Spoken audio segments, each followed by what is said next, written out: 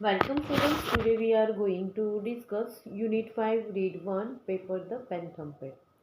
વિદ્યાર્થી મિત્રો, અગાઉના વિડીયોમાં આપણે રીડ 1 ની શરૂઆત જોઈ.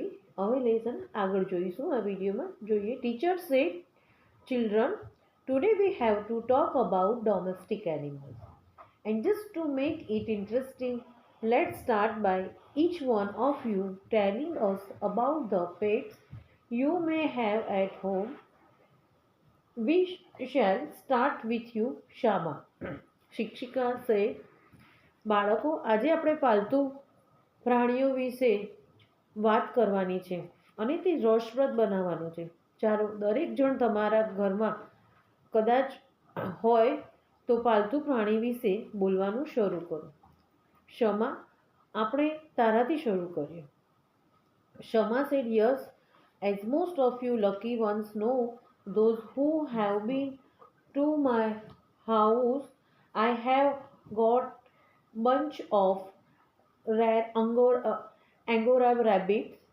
They are very beautiful and they have this long soft fur, so people breed them for the fur to make a sweater.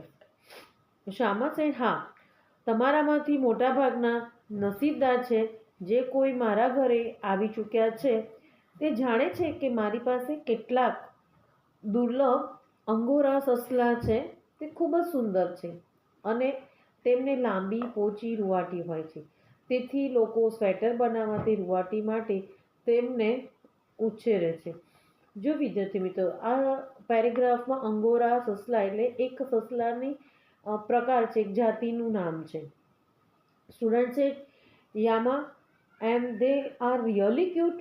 The fur so soft, ma'am. વિદ્યાર્થી કહે, સાચે જ મેમ, તે ખૂબ જ આકર્ષક છે. તેમની રૂવાટી અતિશય સુંવાળી છે મેમ. સ્ટુડન્ટ છે yes ma'am, they are really cute. That fur so soft, ma'am. વિદ્યાર્થીઓએ પૂછે છે કે સાચે જ મેમ તે આકર્ષક છે. સ્ટુડન્ટ્સ, હવે શિક્ષિકા મેડમ જવાબ આપે છે. Very good Shama, what's next? ખૂબ જ સરસ શામા, બીજું કોણ બોલશે? Many hands wave in the air and there are shouts of ma'am, am, me, ma'am, me. એટલે ઘણા બધા હાથ હવામાં લહેરાય છે અને બૂમો પાડે છે મેમ, મેમ, હું. જેમ બધા એક સાથે બોલતા હોય ને ક્લાસરૂમમાં કે મેડમ હું, એ રીતે ઓફ મેમ, એમ, મી, મેમ, મી બ્રેકેટમાં એ બધા છોકરાઓ એક સાથે ટીચરને પૂછે છે કે હું બોલું એ રીતે. તો આપણે જ્યાં ભણીએ છીએ આખું જ ક્લાસરૂમનું એક સીન જે છે આપણે ભણી રહ્યા છીએ. જોઈએ આગળ લેસનને. Teacher said yes Rohan. શિક્ષિકાએ કહ્યું, ચાલ Rohan. Rohan said, I have got the fiercest dog in the whole world, Rottweiler. His name is Killer. He is a very dangerous dog, but he is highly trained, so he does not bite anyone of us. હવે ટીચરે પેટ વિશે discuss કરવાનું શરૂ કર્યું છે અને આગળ હવે રોહનનો turn આવે છે.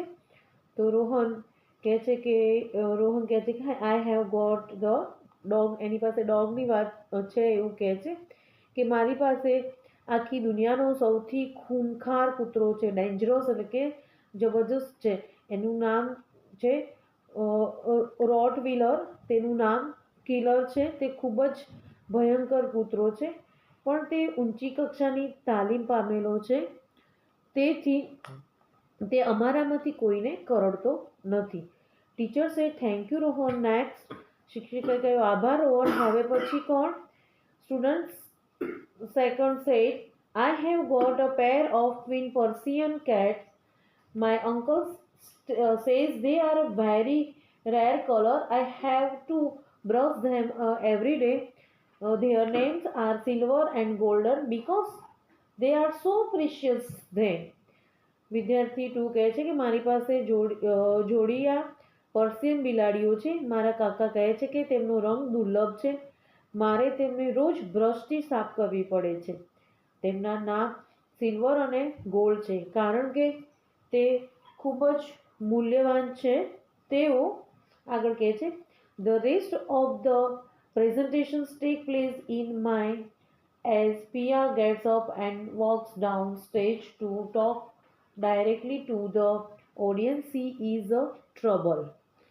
બાકીની રજૂઆતો મુખ અભિનયથી થાય છે. પિયા જેવી ઊભી થઈ અને શ્રોતાગણ સાથે પ્રત્યક્ષ વાત કરવા સ્ટેજની નીચે ઉતરી જાય છે.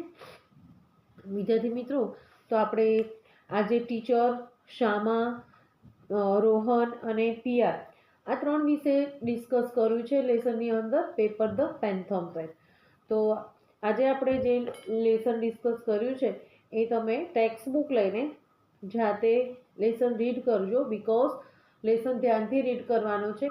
એનું રીઝન એ છે કે લેસન યાદ કરશો તો તમને ક્વેશ્ચન આન્સર આવડશે અને એક્ઝામમાં નિયરેસ્ટ મિનિંગ જે પૂછાય છે એ પણ તમે મિનિંગ્સ લર્ન કરશો તો આવડશે. અને લેસનને જો ધ્યાનથી વાંચશો તો ટ્રુ એન્ડ ફોલ્સ જે એક્ઝામમાં પૂછાતા હોય છે એના આન્સર પણ આપણે ઇઝીલી આપી શકીએ.